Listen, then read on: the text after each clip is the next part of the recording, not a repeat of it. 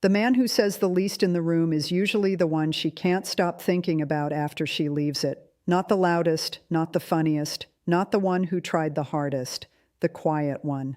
There are 5 specific behaviors, rooted in Stoic philosophy and backed by attraction psychology, that create a pull in women that most men have never experienced because they've been doing the exact opposite their whole lives. One of them involves something you do with your phone that she notices immediately. Another is about what you do when she tests you. And every woman does test you, whether you realize it or not. Stay with me.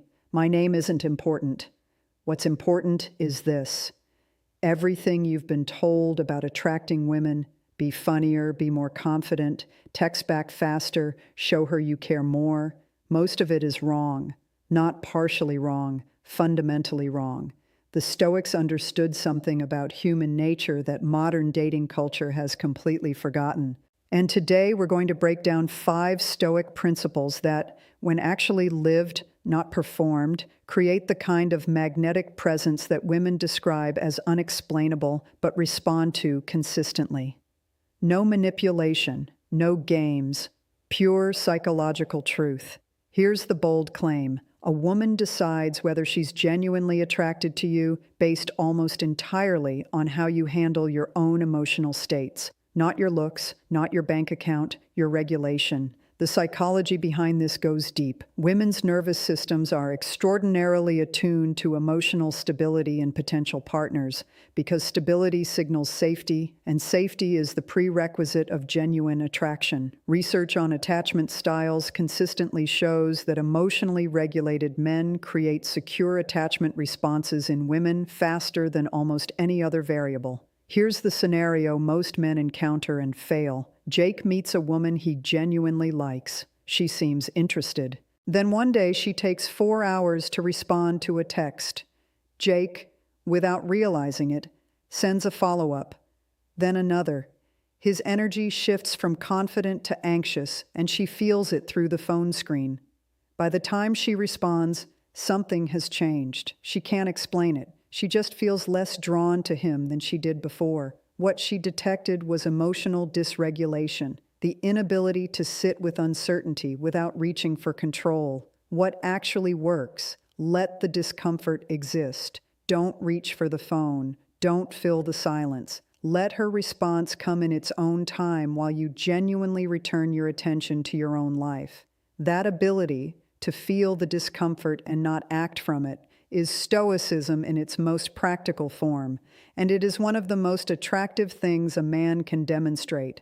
Bold claim, the less you need her approval, the more she wants to give it.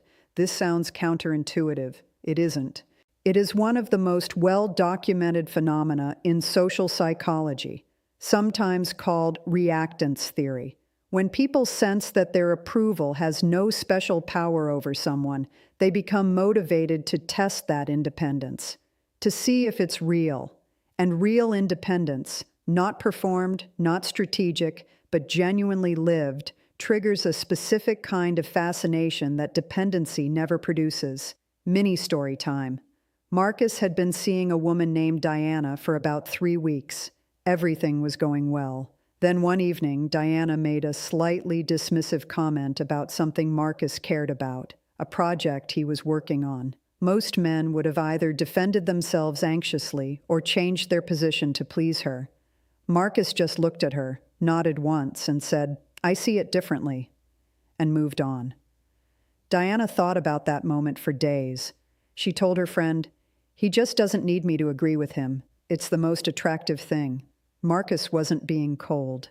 He wasn't performing. He genuinely valued his own perspective, and that genuine self-valuing is what she couldn't stop thinking about.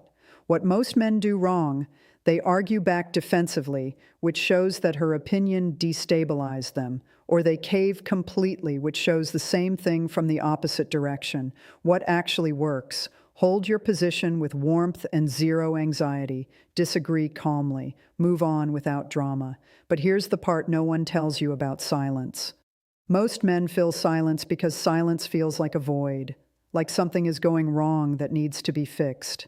Women experience prolonged, comfortable silence from a man as one of the most intimate things available because it means he is not performing for her, he is simply present. The psychology, verbal oversharing in early attraction, is almost always anxiety-driven. It signals that the man needs the interaction to go a certain way. Comfortable silence signals that he is okay regardless, that the interaction doesn't need to be managed into a particular outcome. Scenario: you're sitting with her at a restaurant. A natural pause in conversation develops. Most men rush to fill it. A joke, a question, anything to break the quiet. The Stoic man holds it, maintains eye contact, maybe smiles slightly, lets the silence exist. She feels the intimacy of that moment for weeks. Bold claim: every time you chase, you confirm that she is more valuable than you, and attraction cannot survive that imbalance. This is not about playing games. It is about understanding a fundamental truth in attraction psychology. Desire flows toward what moves away from it and evaporates toward what runs toward it. Second mini story. Tyler had been talking to a woman named Sophia for 2 months. He was invested, genuinely, deeply invested. When she started going quieter, his instinct was to pursue more messages, more effort, more demonstrations of how much he cared. She disappeared entirely within 3 weeks. 6 months later, Tyler had stopped thinking about Sophia entirely. He was genuinely busy, building something, living fully, not thinking about any woman in particular. Sophia reached out. "I've been thinking about you," she said.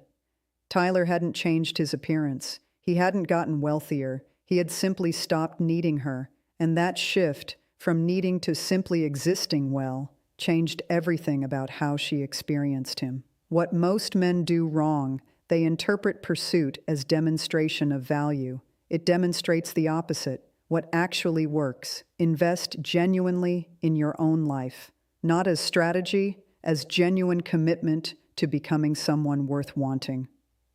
This is the climax, the deepest psychological insight in this entire video. Women are extraordinarily attuned to how a man handles things going wrong, not just in relationships, in life, a delayed flight, a difficult work situation, a plan that falls apart, how he moves through adversity, whether he complains, blames, spirals, or simply adjusts and continues, tells her everything about what life with him would actually feel like. The Stoic principle of amor fati, love of fate, acceptance of what is, produces a behavioral quality that women find profoundly attractive. The man who handles difficulty without making it everyone else's problem. He doesn't complain constantly. He doesn't catastrophize. He doesn't need the world to be different from what it is before he can function well within it. That equanimity, genuine, practiced, lived, creates a felt sense of safety that nothing external can replicate. She thinks, if things go wrong, he will be steady. I can relax around him because he doesn't fall apart. That thought, whether conscious or not, is where deep, lasting attraction begins. Here is what I want you to sit with. Every single one of these 5 things: emotional regulation, self-approval, comfortable silence, not chasing, accepting reality. They are not techniques. They are ways of being. They are what happens when a man decides to stop performing for the world and start genuinely building himself. The Stoics didn't study attraction. They studied character. And what they discovered 2,000 years ago is that genuine character is the most magnetic force available to a human being. You can start living any one of these today, not perfectly, not all at once, just one, and watch how the energy around you begins to shift. Which one of these 5 do you struggle with most? Drop it in the comments. I read every single one, and if this gave you something real, subscribe. Every week we go this deep. See you in the next one.